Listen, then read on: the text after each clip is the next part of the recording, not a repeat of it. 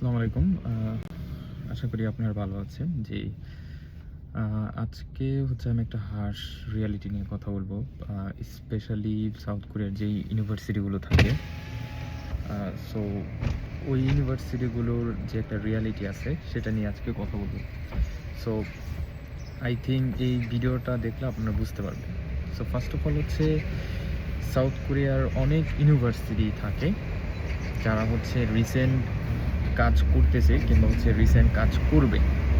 So এই ইউনিভার্সিটিগুলো যখন তাদের ইন্টারন্যাশনাল অফিস থেকে বলা হয় যে বাংলাদেশি স্টুডেন্ট রিক্রুট করবে কিংবা হচ্ছে ইন্টারন্যাশনাল স্টুডেন্ট রিক্রুট করবে, সো অ্যাজ এ এজেন্সির সাইড থেকে কিংবা অ্যাজ এ অ্যাপ্লিকেন্টের সাইড থেকে সবাই কিন্তু হচ্ছে তখন ওই ইন্টারেস্টেড থাকে অ্যাপ্লিকেশন করার জন্য। সো সেই রকমই অ্যাপ্লিকেশন করা হয়। সো অ্যাপ্লিকেশন করার পর হচ্ছে হুটহাট হচ্ছে অনেক সিদ্ধান্ত চলে আসে ইউনিভার্সিটি সাইড থেকে, যে তারা হচ্ছে এখন ডিসাইড করছে বাংলাদেশি স্টুডেন্ট নেবে না কিংবা ইন্টারন্যাশনাল স্টুডেন্ট নেবে না। সো এটা সাউথ কোরিয়াতে হচ্ছে খুবই কমন ইউনিভার্সিটি হুটহাট অনেক সিদ্ধান্ত নিয়ে নেয়, যেই কারণে হচ্ছে অ্যাপ্লিক্যান্ট প্লাস হচ্ছে এজেন্সি সবাই হ্যাসেলে পড়তে হয়। যদি হচ্ছে একটা ইউনিভার্সিটি থেকে এরকম হওয়ার কথা না কখনোই, মানে এটা হয় কারণ হচ্ছে সাউথ কোরিয়ার, আমি যেটা বললাম, যে ইউনিভার্সিটিগুলো রিসেন্ট ইন্টারন্যাশনাল স্টুডেন্ট নিবে ভাবতেছে কিংবা নেওয়ার জন্য প্ল্যানিং করতেছিল, সো হুট করে হচ্ছে তারা সিদ্ধান্ত চেঞ্জ করে ফেলে, যেই কারণে হচ্ছে এই বিষয়গুলো সবসময় হয়ে থাকে এবং এটা খুবই কমন। দেখবেন হচ্ছে একটা ইউনিভার্সিটি নিয়ে XY যেটা একটা এজেন্সি হচ্ছে মার্কেটিং করতেছে, বাট হুট করে হচ্ছে তারা বাংলাদেশি স্টুডেন্ট রিক্রুট করতেছে না।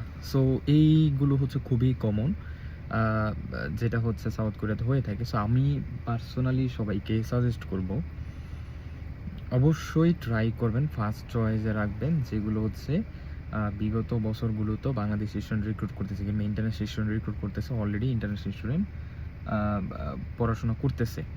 সো ট্রাই করবেন এই ইউনিভার্সিটিগুলো ফার্স্ট চয়েসে রাখার জন্য, এবং যেগুলো হচ্ছে রিসেন্ট বাংলাদেশি স্টুডেন্ট রিক্রুট করবে কিংবা হচ্ছে রিসেন্ট নেওয়ার জন্য প্ল্যানিং করতেছে, সো এই ইউনিভার্সিটিগুলো হচ্ছে সেকেন্ড কিংবা থার্ড চয়েসে রাখবেন। ফার্স্ট চয়েসে কখনোই এই ইউনিভার্সিটিগুলো রাখবেন না, কারণ হচ্ছে যেটা আমি বললাম, যেটা হচ্ছে খুবই কমন, সাউথ কোরিয়াতে খুবই কমন হুটহাট ইউনিভার্সিটি রুলস চেঞ্জ করে ফেলে।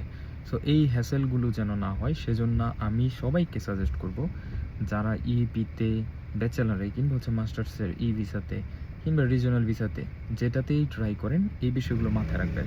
স্পেশালি রিজনাল ভিসার ক্ষেত্রে বিভিন্ন রুরাল এরিয়াতে বিভিন্ন জায়গায় কখনো বাংলাদেশি স্টুডেন্ট রিক্রুট করে না কিংবা কখনো নামও শোনে নাই, সেগুলো হচ্ছে রিজনাল ভিসা দিচ্ছে। সো এই ইউনিভার্সিটিগুলোতে যখন অ্যাপ্লিকেশন করা হয় তখন কিন্তু হুটহাট বলে ফেলে যে না, বাংলাদেশি স্টুডেন্ট রিক্রুট করবে না কিংবা বাংলাদেশি স্টুডেন্টদেরকে কোঠা দিবে না। সো এই হ্যাসেলগুলো কিন্তু হয়ে থাকে। সো এই জন্যই ট্রাই করবেন ফার্স্ট চয়েসে কখনোই ওই ইউনিভার্সিটিগুলো রাখবেন না যেগুলো হচ্ছে কখনোই বাংলাদেশি স্টুডেন্ট কিংবা হচ্ছে ইন্টারন্যাশনাল স্টুডেন্ট রিক্রুট করে নাই। সো আই থিঙ্ক এই ভিডিওটা সবার জন্য হেল্পফুল হবে। সো এটাই বলার ছিল। সব ভালো থাকবেন। যে আল্লাহ হাফেজ।